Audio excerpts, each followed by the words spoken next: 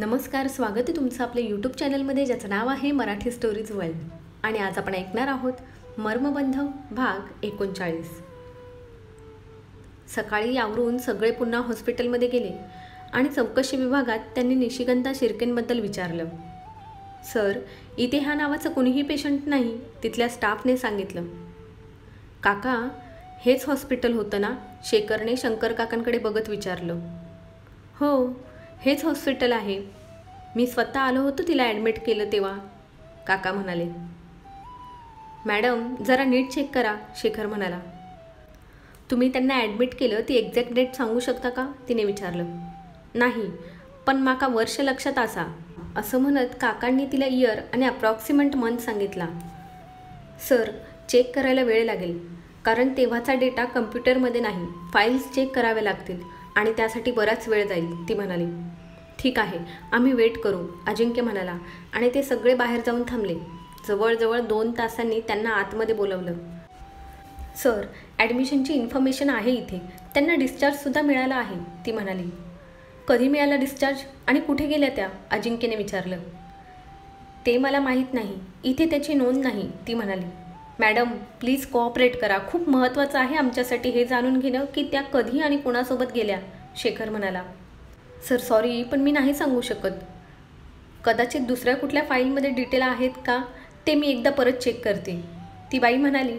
पण तिला डिटेल्स मिळत नव्हते आणि अजिंक्यने एक कॉल केला. काही मिनिटांमध्ये तिथे मोठे डॉक्टर आणि बाहेरून डिपार्टमेंटचे काही अधिकारी आले. मिस्टर अजिंक्य, त्यांनी विचारलं. मीच, अजिंक्य पुढे झाला. तुम्हाला त्रास झाला त्याच्यासाठी सॉरी. आपण माझ्या केबिनमध्ये बसून बोलूया प्लीज, ते डॉक्टर म्हणाले आणि सगळे त्यांच्या केबिनमध्ये गेले. डॉक्टर, आम्हाला निशिगंधा शिर्केंची माहिती का दिली जात नाही आहे, शेखरने विचारलं. पेशंटची माहिती आम्ही कुणालाही देऊ शकत नाही, ती कॉन्फिडेन्शियल असते. डायरेक्ट आरोग्यमंत्र्यांचा कॉल आला म्हणून मग तुम्हाला भेटायला आलो. तुम्ही पेशंटचे कोण, डॉक्टरांनी विचारलं. मी त्यांची बहीण आणि हा माझा मुलगा आणि हा निशिगंधा ताईचा मुलगा शेखर, सुनंदा म्हणाल्या. पण मग त्या कुठे गेल्या हे तुम्हाला कसं माहिती नाही, डॉक्टर म्हणाले. डॉक्टर, सध्या त्या कुठे आहेत हे महत्त्वाचं आहे, अजिंक्य वैतागला. 1 मिनटं, मी चेक करतो, तुम्ही बसा, डॉक्टर म्हणाले आणि ते बाहेर निघून गेले. ते तिथे रेकॉर्ड चेक करणाऱ्या लेडीबरोबर काहीतरी बोलले. डॉक्टर, काही प्रॉब्लेम आहे का, त्यांच्या चेहऱ्यावर थोडं टेन्शन पाहून शेखरने विचारलं. सर, रेकॉर्ड खूप जुने आहेत, शोधायला वेळ लागू शकतो, कदाचित 1-2 दिवससुद्धा लागतील. मी स्टाफला ऑलरेडी डिटेल्स शोधायला लावले आहेत, डॉक्टरांनी सांगितलं. डॉक्टर, आम्हाला थोडं अर्जंट होतं, सुनंदा म्हणाल्या. मी एक काम करू शकतो. मिस निशिगंधाची ट्रीटमेंट इथले सिनियर डॉक्टर कर्णिक करत होते, त्यांचा ॲड्रेस देऊ शकतो.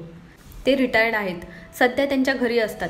त्यांना निशिगंधाची केस नीट माहिती आहे, कदाचित ते तुमची काही हेल्प करू शकतील, डॉक्टर म्हणाले. डॉक्टर कर्णिक कुठे असतात ते, शेखरने विचारलं. इथे मुंबईमध्येच आहेत, डॉक्टर म्हणाले. तुम्ही त्यांचा ॲड्रेस द्या आणि तुम्हाला काही माहिती मिळाली तर लगेच कळवा, हा माझा नंबर, अजिंक्य त्याचं कार्ड देत म्हणाला.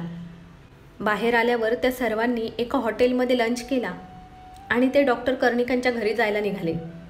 एक उंच आणि आलिशान बिल्डिंगच्या पार्किंगमध्ये ते उभे होते. ते लिफ्टने 8व्या मजल्यावर गेले आणि डोअरबेल वाजवली. कोण पाहिजे, कदाचित त्यांची मेड होती. डॉक्टर कर्णिक आहेत का, शेखरने विचारलं. शांता, कोण आहे, आतून आवाज आला. शेखर आणि अजिंक्यने त्याचं कार्ड तिच्याकडे दिलं. बोलवा त्यांना, कार्ड बघून कर्णिक म्हणाले. या, बसा. ते आत आल्यावर कर्णिक म्हणाले. अजिंक्य, शेखर आणि सुनंदा आतमध्ये चेअरवर बसले आणि शंकर काकांना बसायला सांगितलं. बॉडीगार्ड्स त्यांच्या पाठीमागे उभे होते, त्यांच्या हातात गन होत्या. एकंदर मोठे आसामी आहेत हे डॉक्टर कर्णिकांना समजलं होतं. डॉक्टर कर्णिकांचंही वय झालेलं दिसत होतं, पण काटक होते ते. आपण कोण आणि माझ्याकडे काय काम काढलं, डॉक्टर कर्णिकांनी विचारलं. सर, मी शेखर आणि हा माझा भाऊ अजिंक्य राठोड. ह्या माझ्या मावशी सुनंदा राठोड. आम्हाला एका पेशंटविषयी चौकशी करायची होती म्हणून तुमच्याकडे आलो, शेखर म्हणाला. मग त्यासाठी तुम्ही हॉस्पिटलमध्ये जायला पाहिजे, माझ्याकडे का आलात, डॉक्टर कर्णिकांनी विचारलं. सर, त्या पेशंटचे डिटेल्स हॉस्पिटलमध्ये मिळत नाही आहेत, तिथला स्टाफ शोधत आहे. पण आम्हाला असं कळलं की निशिगंधा शिर्केंची ट्रीटमेंट तुम्ही केली होती आणि त्यामुळे तुम्हाला तिच्याबद्दल नक्कीच काहीतरी माहिती असेल, अजिंक्य म्हणाला. अच्छा, तर तुम्हाला निशिगंधा शिर्केबद्दल माहिती हवी आहे? डॉक्टर कर्णिक थोडंसं तिरकस हसत म्हणाले. हो, शेखर म्हणाला. सॉरी, पण मला नाही सांगता येणार. तुम्ही हॉस्पिटलमधूनच माहिती मिळवा. तुम्ही येऊ शकता. माझा आराम करायचा वेळ झाला आहे, कर्णिक म्हणाले आणि उठून निघणार तोच. सर प्लीज, तुम्हाला जे काही माहिती असेल ते मला सांगा. खूप आशेने आलो आहे आम्ही इथे. मला निराश करू नका. 30 वर्षानंतर मला माझ्या आईचं नाव समजलं आहे. आता तिला बघायचं आहे, तिला शोधायचं आहे, शेखर हात जोडून म्हणाला. आणि डॉक्टर कर्णिकांनी त्याच्याकडे अविश्वासाने बघितलं. मुलगा? डॉक्टरांनी आश्चर्याने विचारलं. हो डॉक्टर, मी निशिगंधा शिर्केंचा मुलगा आहे, शेखर. पण त्यांचा मुलगा तर मेलेला जन्माला आला होता, असं ती म्हणाली. डॉक्टर गोंधळले. तिला तसं खोटं सांगितलं होतं, सुनंदा म्हणाली. पण कशावरून तुम्ही खरं बोलत आहात? मी तिची ट्रीटमेंट करत होतो. जवळजवळ आयुष्याची 12 वर्ष तिने मेंटल हॉस्पिटलमध्ये काढली. तेव्हा तर तिला बघायला कुणीच आलं नाही. तिची बहीणसुद्धा आहे, मला तिने कधी सांगितलं नाही. एक माणूस यायचा, तिचे वडील होते ते. 4 महिने, कधी 6 महिने, मग गॅप वाढत गेला, वर्ष, 2 वर्ष, आणि त्यानंतर त्यांनी यायचंच बंद केलं. जिवंत होती ती बिचारी, पण फक्त श्वास घेण्या इतपत, डॉक्टर म्हणाले आणि सगळ्यांचे डोळे भरले. डॉक्टर, मी तुम्हाला जे सांगतो ते पूर्ण ऐका आणि मग ठरवा तुम्हाला माझी मदत करायची की नाही, शेखर म्हणाला. आणि त्यांनी शिर्केंच्या विलपासून ते आत्तापर्यंत सर्व डॉक्टर कर्णिक यांना सांगितलं. सगळं ऐकल्यानंतर त्यांच्या चेहऱ्यावरचे एक्सप्रेशन बदलले होते. शेखर, तू एकदम तुझ्या वडिलांसारखा दिसतोस. मला बघून वाटलं होतं, पण तरीही खात्री होत नव्हती. कारण निशी नेहमी म्हणायची की तिचं बाळ मेलेलं जन्माला आलं आणि तिने तिच्या बाळाला पाहिलंसुद्धा नाही, डॉक्टर म्हणाले. याचा अर्थ तुम्ही माझ्या बाबांना बघितलं आहे? शेखर एक्सायटेड होत म्हणाला. हो, डॉक्टर कर्णिक म्हणाले. म्हणजे माझी आई माझ्या वडिलांबरोबर आहे? शेखर खुश होत म्हणाला. हो, डॉक्टर म्हणाले आणि सगळ्यांच्याच चेहऱ्यावर एक स्माईल आली. मग ते आता कुठे आहेत? आणि बाबांना आईबद्दल कसं कळलं? शेखर आधीर होत विचारत होता. त्यांना निशिगंधाबद्दल कुठून माहिती पडलं मला माहीत नाही. निशिगंधा कधीच कुणाशी काहीच बोलत नव्हती, ना तिच्या डोळ्याची पापणी पडत होती. खूप प्रयत्न करूनसुद्धा तिच्यामध्ये काहीच सुधारणा नव्हती. पण बऱ्याच वर्षानंतर एक व्यक्ती रोज निशिगंधाला भेटायला यायला लागला. काही दिवसांनी त्यांनी तिच्याबरोबर जास्त वेळ स्पेंड करण्यासाठी स्पेशली परमिशन काढली आणि दिवसातला बराच वेळ ते तिच्यासोबत असायचे. हळूहळू निशिगंधामध्ये बराच फरक दिसायला लागला. ती ट्रीटमेंटलासुद्धा चांगला प्रतिसाद द्यायला लागली होती. एकाच वर्षात तिच्यामध्ये बरीच इम्प्रूव्हमेंट झाली होती. मी त्या व्यक्तीला भेटायला बोलावलं. त्याची चौकशी केल्यावर मला कळलं की त्यांचं नाव पुरुषोत्तम आहे.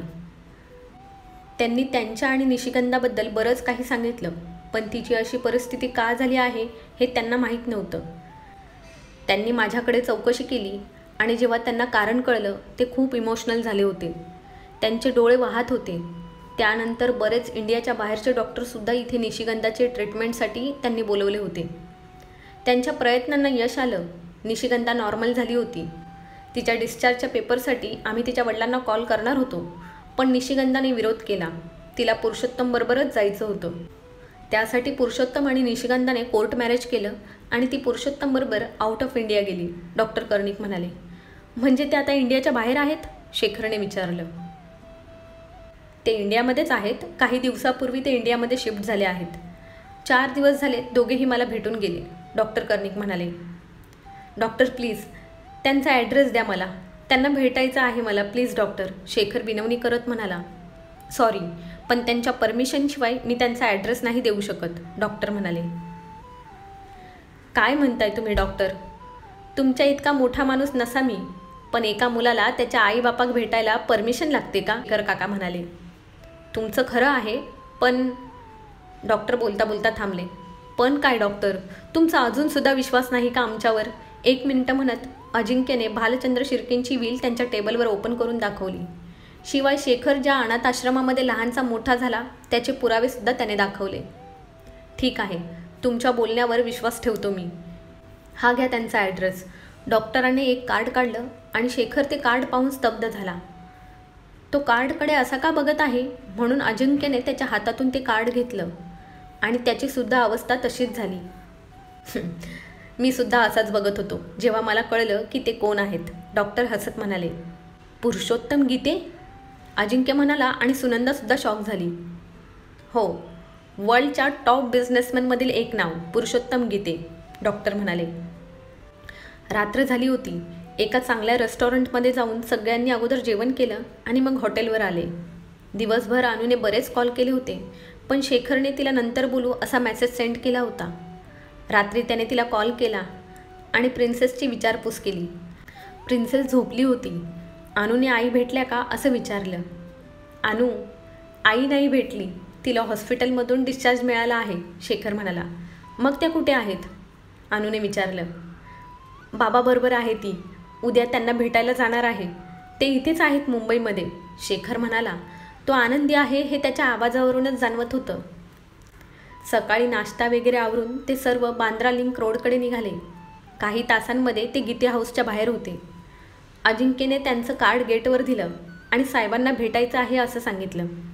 पण वॉचमॅनने कार्ड परत करत सांगितलं की साहेबांना भेटायचं असेल तर ऑफिसमध्ये भेटा. साहेब घरी कुणालाच भेटत नाही. सरांना सांगा 2 बिझनेसमॅन नाशिकवरून भेटायला आले आहेत. हे कार्ड द्या त्यांना, शेखर म्हणाला. कदाचित शिर्के ग्रुपचं नाव वाचून ते बोलवतील असं शेखरला वाटलं. सॉरी साहेब, पण साहेबांची तशी सक्त ताकीद आहे, वॉचमॅन बोलला. बाळा, ही मोठी माणसं आहेत, पण मी एक ड्रायव्हर आहे. तुझ्या साहेबांना सांग मालवणवरून एक ड्रायव्हर आला आहे. त्यांचं नाव शंकर काका आहे. त्यांना लहानपणापासून ओळखतो मी, शंकर काका म्हणाले. सगळे असंच काहीतरी सांगतात साहेबांना भेटायला. ऑफिसमध्ये भेटा, वॉचमॅन म्हणाला. बाळा, अरे एकदा विचार तरी. शंकर काका मालवणमधून आले आहेत, फक्त एवढंच बोल, शंकर काका हात जोडत म्हणाले. आणि त्या वॉचमॅनने कॉल केला. सांगितलं होतं ना मी तुम्हाला, जा आता ऑफिसमध्ये भेटा, तो वॉचमॅन फोन ठेवत म्हणाला. त्यांना आत बोलव, आवाज आला आणि वॉचमॅन डोळे मोठे करून बघत होता. त्याने फोन केला तेव्हा पुरुषोत्तमला काय बोलावं हे कळलं नाही. फोन ठेवल्यावर मात्र ते धावतच बाहेर आले. इकडे सगळे गाडीत जाऊन बसले होते परत जायला. तेवढ्यात दुसरा वॉचमॅन गाडीकडे धावत गेला. साहेब आत बोलवत आहेत, तो बोलला आणि दुसऱ्याने गेट ओपन केला. गाडी आत आली आणि शंकर काका बाहेर आले. शंकर काका, पुरुषोत्तम पुढे येऊन त्यांच्या पाया पडले. काकांनी त्यांना अडवलं आणि छातीशी लावलं. पुरुषोत्तमचं लक्ष बाकीच्या सगळ्यांवर पडलं. काका हे सर्व? पुरुषोत्तमने विचारलं. सांगतो, पण निशिताई खय असा? त्यांनी विचारलं. या आत या, मी बोलवतो तिला, पुरुषोत्तम म्हणाले आणि सगळे आत गेले. एखाद्या महालासारखा दिसत होता बंगला आतून. निशी, ए निशी, कोण आलंय बघ, पुरुषोत्तमने आवाज दिला आणि निशी बाहेर आल्या. कोण आहे पुरू? निशी बाहेर येत म्हणाली. तूच बघ. काका, तिने तोंडावर हात ठेवला. शेखर टक लावून तिला बघत होता. असं वाटत होतं पटकन जाऊन तिला मिठी मारावी, सांगावं तू माझी आई आहेस, हे माझे बाबा आहेत. तेवढ्यात तिची नजर बाकीच्या तिघांवर गेली. शेखरकडे तर ती निरखून पाहत होती.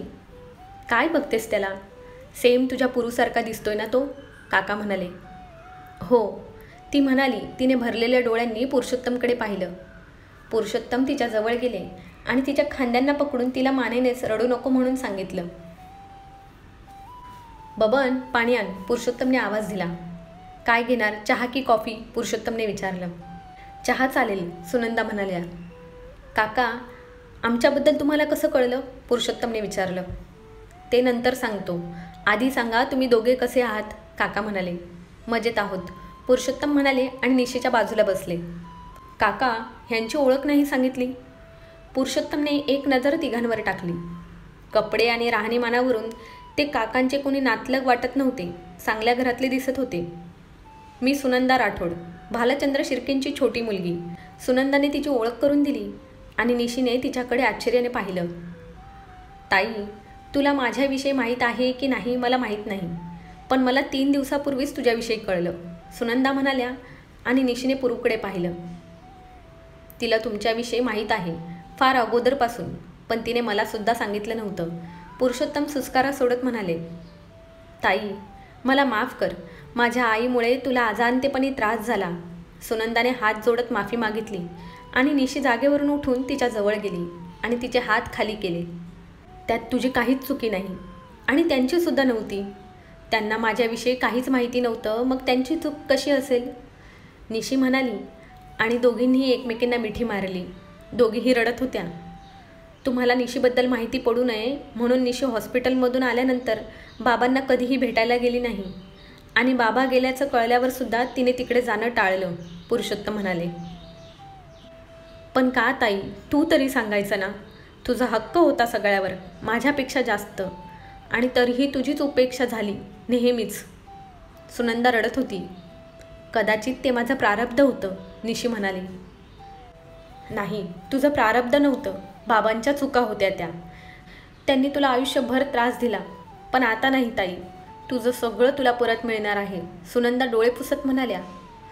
मला काहीच नको सुनंदा, सगळं तर आहे माझ्याकडे, फक्त. निशी बोलता बोलता थांबली आणि तिच्या डोळ्यातून अश्रू आले. निशी, परत तो विषय नको, पुरुषोत्तम तिला सावरत म्हणाले. तुझ्या बाळाला मिस करतेस ना, सुनंदा म्हणाल्या आणि निशीने होमध्ये मान हलवली.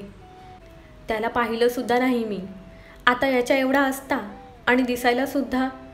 निशी बोलता बोलता पुन्हा थांबली आणि शेखरकडे निरखून बघत होती. तुझाच मुलगा आहे तो, शंकर काका म्हणाले आणि तिने चमकून त्यांच्याकडे पाहिलं. खरंच तुझा मुलगा आहे तो, काका म्हणाले. काका, काय बोलताय तुम्ही, पुरुषोत्तम म्हणाले. हो भाऊजी, काका खरं बोलत आहेत. बाबांनी खोटं सांगितलं होतं ताईला की तिला मेलेलं मूल जन्माला आलं म्हणून, आणि तिचं बाळ ह्या काकांकडे दिलं आणि त्यांना फेकायला सांगितलं, सुनंदा म्हणाली. निशी स्तब्ध झाली होती. बाबा असं काही करू शकतील असा विचारसुद्धा तिने कधी केला नव्हता.